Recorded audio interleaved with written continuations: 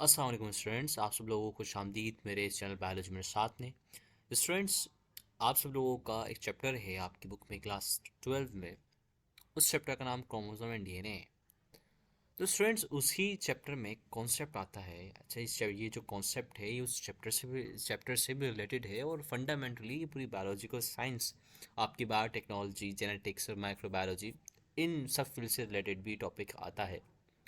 तो मैंने सोचा कि इसके ऊपर एक कम्प्रिहेंसिव लेक्चर आप सब लोगों के लिए बनाया जाए, जिससे आप सब लोगों को बिल्कुल आसानी हो, हाउ नाउ हो कि actually what is regulating gene expression.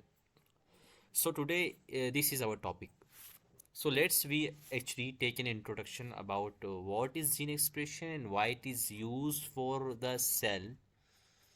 देखिए, हमारे पास एक नॉर्मल सेल जब होता है स्टूडेंट्स, जैसे कि ये हमारे पास सेल है नॉर्मल से, अगर मैं इसकी डायग्राम लूँ तो सेल के पास बच्चों एक हमारे पास बहुत ही सेंटर में न्यूक्लियस होता है और उस न्यूक्लियस में बच्चों एक हेरिडेटरी मटेरियल होता है जो कि हाईली कोवाइल्ड हुआ हुआ होता है। क्या हुआ होता है? और बच्चों इस हेरिडेटरी मटेरियल के अंदर, जिसको हम कहते हैं डीएनए, क्या कहते हैं more specifically, if you want to call them, it's actually your DNA. What is DNA? तो बच्चों, इस डीएनए में आपके पास होता क्या है? Your DNA have genes. What is बच्चों? जीन्स। एंड डेट जीन्स बच्चों is actually work for your synthesize of protein. ये क्या काम करती है बच्चों? ये जीन्स क्या, इनके पास, इन जीन्स के पास बच्चों होती क्या है? इंफॉर्मेशन होती है, इन्फो रिगार्डिंग रिगार्डिंग प्रोटीन्स। क्या होती है बच्चों? प्रोटीन्स के हवाले से इसमें आपके पास सारी की सारी इंफॉर्मेशन इनकोड हुई हुई होती है आपके डीएनए में। और फिर ये क्या दी जाती है कि जब भी सेल को रिक्वायर हो तो सेल क्या करता है, कुछ स्पेसिफिक मैकेनिज्म चलाता है उस जीन से उस इंफॉर्मेशन को लेके प्रोटीन बनवाने के लिए, यानी कि प्रोटीन की सिंथेसाइज करवाने के लिए। एंड देन बच्चों, the process of synthesize and check and balance of upon the production of the genes. जो चेक एंड बैलेंस है, यानी कि कितने ज़्यादा बन रहे प्रोटीन, कब बनने चाहिए प्रोटीन, ये प्रोटीन नहीं बनना चाहिए, इस सारे के सारे प्रोसेस को बच्चों हम क्या कहते हैं? जीन रेगुलेशन कहते हैं, यानी कि रेगुलेटिंग ऑफ जीन एक्सप्रेशन कहते हैं। यानी कि ये जो आपका प्रोसेस है, जो जीन एक्सप्रेस हो रही है, यानी कि जीन एक्सप्रेशन को हम दूसरे फॉर्म में कहते हैं सिंथेसाइज ऑफ प्रोटीन। कि जो जीन एक्सप्रेस होती है वो in the form of protein होती है। तो बच्चों, that gene expression controls the synthesis of a protein. So here is another question arise: why the cell control the gene expression? Here is some related answer regarding our question, तो हम उसको भी समझते हैं। देखिए, cell necessitate proteins, specifically enzymes, to regulate functions like structure development, यानी कि अपने structures बनाना, cells को अपने structures के अंदर भी कुछ components चाहिए जो कि protein होता है, of course। और सेल को डिफ्रेंशिएट होना है दूसरे सेल से। तो बच्चों, सेल्स जो डिफ्रेंशिएट होता है दूसरे सेल से, मिसाल के तौर पर मैं बोलूँ लीवर सेल्स और मसल सेल्स में डिफरेंस क्या है? ऑफ कोर्स डिफरेंस ये, क्योंकि वो डिफ्रेंशिएट हो चुके हैं। क्यों? क्योंकि उनके पास जो जेनेटिक हैं, जो जीन्स हैं, वो अलग तरीके के प्रोटीन एक्सप्रेस कर रही हैं। इस वजह से उनकी स्ट्रक्चरल डेवलपमेंट भी डिफरेंट हुई और इस वजह से उनके रेगुलेटरी फंक्शन भी डिफरेंट है। तो ये बात आपको अब समझ में आ चुकी है। अब इधर हमारे पास अगली बात ये आती है, वो आती है कि protein synthesize a crucial cellular process guided in by the information encoded in the DNA. और ये जो पूरी प्रोटीन के सिंथेसाइज है, ये गाइड की जाती है उस इंफॉर्मेशन के तहत जो डीएनए के पास है। ये बात आपकी पूरी क्लियर हो चुकी है, मैंने आपको पूरे बैकग्राउंड के साथ बताया। अब इधर सवाल आता है कि what is significance of gene regulation? बच्चों, that's a simple, because we want to controlling the production of protein, जो कि ज़रूरी है सेल के प्रोसेसेस के लिए। अच्छा, this regulation ensures the proteins are produce only when cell needed, यानी कि जब भी सेल को रिक्वायर होगा, जब ही ये आपके सेल क्या होंगे बच्चों, प्रोटीन बनने शुरू होंगे। तो ये सारा का सारा काम बच्चों आपके रेगुलेशन के पर डिपेंड करता है और प्रिवेंट करती है अपना जीन एक्सप्रेशन की रेगुलेशन के अननेसेसरी एंड एक्सेसिव सिंथेसाइज ना हो उन प्रोटीन्स की, यानी कि लिमिट से ज़्यादा सिंथेसाइज ना हो। अब जो दूसरी इधर बिल्कुल आपके पास प्रॉपर एंड फंडामेंटल डेफिनेशन आ रही है कि what is the definition of the gene, यानी कि definition of regulatory gene expression. तो बच्चों, इसकी जो डेफिनेशन है एक लाइन में आप इसको समझेंगे, आपको बिल्कुल क्लियर हो जाएगा, क्योंकि ये सारी की सारी बातें मैंने आपको दिमाग में बिठाने के लिए बताई। अब आप डेफिनेशन को पढ़ेंगे तो मैं आपको कहता हूँ, लिख के देता हूँ, कि अब आपको पूरी पूरी बात इजीली समझ में आ जाएगी। कहता है कि the mechanism by which a cell activates और deactivates a gene is termed as regulatory gene expression. तो बच्चों इस डेफिनेशन को आप अपने दिमाग में बिठा लीजिए, ये आपसे आपके एग्जाम्स में बहुत आसानी से पूछी जा सकती है, आपसे एमसीक्यूज भी इसका आ सकता है अगर इस चैप्टर से बनता है तो बच्चों this process determines when and how the genes are expressed, यानी कि ये प्रोसेस भी डिटरमाइन करता है कि कब और कैसे ये जीन एक्सप्रेस्ड होनी चाहिए, और टेलरिंग करता है किसकी बच्चों प्रोटीन सिंथेसिस की, यानी कि जो प्रोटीन है किस तरीके का होना चाहिए, ग्लोबुलर होना चाहिए, क्वाटनरी होना चाहिए, सेकेंडरी होना चाहिए, किस तरीके की इसकी स्ट्रक्चर होना चाहिए। So that's all guided by your regulatory mechanism of gene expression. तो ये बात भी, डेफिनेशन भी अब आपकी क्लियर हो चुकी है, सिग्निफिकेंस भी अब आपकी क्लियर हो चुकी है, और इसको क्यों इस्तेमाल किया जाता है वो भी अब आपकी इसकी क्लियर हो चुकी है। अब कुछ कंट्रोल्स की बात करते हैं इसमें हम। अच्छा बच्चों, सेलुलर कंट्रोल, इधर मैंने एक अनदर पॉइंट लिखा है आप किसी टॉपिक के हवाले से, यानी कि cellular control of gene expression, यानी कि सेल का क्या कंट्रोल होता है जीन एक्सप्रेशन पे, यानी सेल की क्या इन्वॉल्वमेंट है जीन एक्सप्रेशन के प्रोसेस के ऊपर। यानी कि इन डायरेक्ट सेंस में ये जो हेडिंग ये कहना चाहती है कि आपका जो रेगुलेटरी जीन एक्सप्रेशन का मैकेनिज्म है वो क्या करता है, सेलुलर कंट्रोल होता है, यानी कि सेल का सेल्फ कंट्रोल होता है जीन एक्सप्रेशन पे। यानी कि सेल चाहता है कि इस जीन को एक्सप्रेस करे और इस जीन को एक्सप्रेस ना करे। तो इसलिए मैंने एक नीचे अगला पॉइंट बनाया आपके लिए, वो कहता है कि each cell autonomously manage gene expression based on its structure and needs. यानी कि जितने भी सेल्स हैं हमारे पास वो खुद ही ऑटोनोमसली क्या करते हैं, मैनेज करते हैं कि जीन एक्सप्रेशन कब करनी है, और वो खुद अपनी ही मैकेनिज्म के तहत अंदाजे लगाते हैं, सॉरी अंदाजे लगा रहा हूँ, मैनेज करते हैं, मैंने गलत वर्ड इस्तेमाल किया है इधर। अब इधर दूसरे पॉइंट में आपकी बात क्लियर हो जाएगी। इधर दूसरे पॉइंट में हमें कहता ये है कि cell precisely control the timing and manner in which the genes are expressed, यानी कि सेल टाइम को भी मैनेज करता है और मैनर्स को भी मैनेज करता है। टाइम एंड मैनर, यानी कि टाइम को देखा उसने और फिर उसी मैनर के अकॉर्डिंग उसने जीन को क्या क्या एक्सप्रेस किया, और रिफ्लेक्ट करता है dynamic response to the internal and external signals. अब आइदर वो सेल के सिग्नल्स हो जिनको हम इंटरनल कह रहे हो, एक्सटर्नल जो सेल के बाहर के जो भी सिग्नल्स हैं, लाइक हमारी एंटीबायोटिक्स है। अब हमारी एंटीबायोटिक जाके किसी न किसी बैक्टीरिया की जीन्स को टर्न ऑफ कर देती है।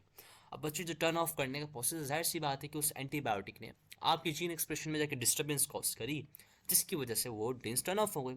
वरना हम ये कैसे कर सकते हैं। तो इधर भी अब आपको समझ में आया कि किस तरीके से आपकी रेगुलेटरी जीन ड्रग्स कंपनी इस्तेमाल करती हैं, यानी कि वो किसी भी सेल के या किसी भी पैथोजेनिक सेल की जीन एक्सप्रेशन को कैसे रोक सकती हैं। तो ये बात बड़ी समझने की, जिसमें मुझे लगा कि आपको बतानी चाहिए, तो इसलिए मैंने आपको ये बताई। अब इसी तरीके से स्टूडेंट्स हमारा जो अगला पॉइंट हमें समझाता है वो कहता है क्या, हमें the need of control of mechanism. भाई नीड इसलिए क्योंकि the effective gene expression control demands are sophisticated mechanism, यानी कि जो भी आपकी एक अच्छी इफेक्टिव जीन एक्सप्रेशन होती है बच्चों, क्या करती है, सोफिस्टिकेटेड मैकेनिज्म कहती है। मतलब इस बात से the mechanism plays a crucial role in the informing the cell when to initiate gene expression and equally important it to cease it, यानी कि जब भी ये मैकेनिज्म चल रहा है तो ये बात सेल को बताई जाए कि कब ये आपको इनिशिएट करनी है जीन एक्सप्रेशन को, और उसकी ही बराबर इतना ही एम है कि कब इसको ख़त्म करना है। यही इंडिकेट करता है, indicating that the particular protein is no longer required, और यही बात बताती है कि अब ये जो प्रोटीन है ये अब हमें नहीं चाहिए। ये सारी की सारी नीड है सेल की, तो सेल बता रहा है the need for the cellular control mechanism. भाई नीड क्यों, ताकि हम इंडिकेट कर सकें सेल को कि अब हमें ये प्रोटीन नहीं चाहिए, और ये भी बता सकें कि भाई अब आपको इनिशिएट करना है प्रोसेस। सारी की सारी बात आपको क्लियर होती जा रही है। अब इसी तरीके से बच्चों इधर हमारे पास अगला पॉइंट आता है, वो कहता है कि balancing gene activation and deactivation. अब हमारे पास आप जो रेगुलेटरी जो रेगुलेटिंग जीन एक्सप्रेशन का जो टॉपिक है, इसमें हमारे पास जो नेक्स्ट पॉइंट हमें समझाता है वो यही समझाता है कि बैलेंसिंग कायम करना इसके अंदर जीन एक्टिवेशन और डीएक्टिवेशन के अंदर। अब देखें आप, cells strike balance between activating and deactivating gene to maintain the optimal protein level, ताकि वो एक जो प्रोटीन लेवल्स है उसको एक लिमिट के अंदर रखे। अगर वो कंटिन्यूसली एक्टिवेटिंग करते रहे ऐसे तो बच्चों प्रोटीन बनते रहेंगे एंड कंसिस्टेंटली बनते रहेंगे, जिसकी वजह से क्या होगा बच्चों, आपकी बॉडी के अंदर एक स्पेसिफिक प्रोटीन की क्या हो जाएगी, परसेंटेज हाई हो जाएगी। तो ये बात भी आपको समझनी चाहिए बच्चों। इसी तरीके से the regulatory mechanism ensures the that the cell produce protein precisely, यानी कि जो रेगुलेटरी मैकेनिज्म है वो ये भी इंश्योर करता है कि जो सेल प्रोटीन प्रोड्यूस कर रहा है वो प्रिसाइसली कर रहा है जो कि सेल को ज़रूरत है एज नीडेड, और अवॉइडिंग वेस्टफुल एनर्जी एक्सपेंडिचर, और वो अपना जो एनर्जी खर्च करने का फजूल इस्तेमाल है उसको रोक रहा है। तो ये बात आपकी सारी की सारी क्लियर हुई। अब तो स्टूडेंट्स आप किसी मैकेनिज्म के अंदर कुछ रेगुलेटरी प्रोटीन भी काम करते हैं जो इस पूरे के पूरे मैकेनिज्म को करवा रहे हैं। उसमें बताते हैं कि रेगुलेटरी प्रोटीन एक्ट एज की प्लेयर इन द ऑर्केस्ट्रेटिंग, यानी कि ऑर्केस्ट्रेटिंग का मतलब होता है अडाप्ट करवाना जीन एक्सप्रेशन को, यानी कि जीन एक्सप्रेशन अडाप्ट करवा रहे हैं। This protein function as a molecular switch, ये जो प्रोटीन होते हैं मॉलिक्यूलर स्विच के तौर पे काम करते हैं। टर्निंग द जीन्स ऑन और ऑफ, यानी कि जीन्स को ऑन करते हैं और ऑफ करते हैं। अब ये बात भी आपको समझ में आ गई कि जीन ऑन एंड ऑफ कैसे हो रही है, क्यों? क्योंकि इसमें कुछ जीन्स हैं, कुछ प्रोटीन्स हैं जो कि इन जीन्स को क्या कर रहे हैं, ऑन एंड ऑफ कर रहे हैं। अब आप समझ सकते हैं कि प्रोटीन कितने गहरे हैं, यानी कि वो जीन्स को ऑफ भी करवा रहे हैं, ऑन भी करवा रहे हैं। तो इस बात को भी आपको समझना चाहिए। इसी तरीके से student dynamic nature of gene expression भी बहुत ज़्यादा ज़रूरी है, इसको पढ़ना बहुत ज़्यादा ज़रूरी है। कि जैसे कि डायनेमिक नेचर से इस पॉइंट से हमारी मुराद ये निकलती है कि the gene expression a dynamic process constantly adapting the to the changing demands of the cell, क्योंकि कॉन्स्टेंटली डिमांड जो सेल की हो रही है उसके मुताबिक चेंज होती जा रही है। And this adaptability allow the cell to respond effectively to development of cues, यानी कि जो भी आपके सेल के अंदर जो भी डेवलपमेंटल क्यूज हो रहे हैं, तोड़ फोड़ हो रही है, तो उसको इफिशिएंटली रिस्पॉन्ड करती है। एनवायरमेंटल चैलेंजेस को भी रिस्पॉन्ड करती है। तो इस वजह से जो डार्विन थे, जिन्होंने आपको पूरा का पूरा इवोल्यूशन की बातें बताया, उन्होंने बोला कि natural decide the fittest person. क्यों भाई? क्योंकि नेचुरल के अंदर जो बंदा सर्वाइव करता है वही आगे जाता है। और वो आगे क्यों गए? क्योंकि बच्चों उसके सेल्स ने उन इन्वायरमेंटल चैलेंजेस को लेकर रिस्पॉन्ड किया। और रिस्पॉन्ड किस सेंस में किया बच्चों? जीन एक्सप्रेशन के तहत किया, क्योंकि उन्होंने किससे प्रोटीन बिल्ड किया जिसके पास एक स्पेशल क्वालिटी आ गई उस ऑर्गेनिज्म के अंदर। तो आपकी ये बात भी इस टॉपिक से क्लियर हो गई, मुझे लगता है कि मैंने आपको बताया। तो इट्स बेनिफिशियल फॉर यू, ताकि आपका एक माइंड बने इस बात को समझने के लिए। एंड मेटाबॉलिक रिक्वायरमेंट को भी पूरा करता है, जो भी आपकी मेटाबॉलिक रिक्वायरमेंट होगी उसको भी ये फुलफिल करता है, जो कि हम आने वाले लेक्चर में हमारे समझेंगे, जिसके अंदर हम समझेंगे importance of genes, gene regulation, जिसमें आपको मैं कुछ एग्जांपल्स भी दूंगा। अगर आप हमारे लेक्चर को देखेंगे तो आपको वो लेक्चर जरूर शो, अगर आप हमारे चैनल को सब्सक्राइब करेंगे तो आपको वो लेक्चर जरूर शो होगा। तो आप बने रहिए हमारे साथ, हमारे लेक्चर्स के साथ। तो हम शुरू करते हैं हमारी अगले हेडिंग। अब बोलते हैं कि टर्मिनेशन ऑफ प्रोटीन सिंथेसिस। बच्चों ये भी आपकी जीन रेगुलेशन के अंदर ही आ जाता है। टर्मिनेशन जो कि integral part of gene regulation है, यानी कि इंटीग्रल, यानी कि ये इसके बिना जीन रेगुलेशन मुमकिन ही नहीं है। अगर वो टर्मिनेट ही नहीं होगा आपकी protein synthesise, is a signalling termination of the protein synthesise. This ensures the resource are not squandered और producing protein data are surplus, यानी कि ये रिस्पॉन्स क्या शो करवाता है कि अब जो प्रोटीन्स हैं वो अब बढ़ते जा रहे हैं, तो सेल को अब क्या है, रोकनी चाहिए इस पूरे प्रोसेस को। तो बच्चों इस तरीके से आपकी पूरी पूरी क्या हो रही है, जीन रेगुलेट हो रही है। और आखिरी जो पॉइंट है हमारे इस टॉपिक से, वो भी हम इसको वाइंड अप करते हैं जल्दी से आपके लिए। अब आता है implications for the cellular function. Implications मुराद बच्चों देखें, the proper gene regulation is fundamental for the maintaining cellular homeostasis. अगर जो प्रॉपर जीन रेगुलेशन है बच्चों, फंडामेंटल है आपके सेलुलर होम्योस्टेसिस को मेंटेन करने के लिए, यानी कि चेक एंड बैलेंस को मेंटेन करने के लिए। अब बोलते हैं कि जो डिसरेगुलेशन है, यानी कि डिसरेगुलेशन कैन लीड कर सकती है आपको डिसऑर्डर, जो कि एम्फेसाइजिंग करते हैं the importance of understanding and controlling the gene impression.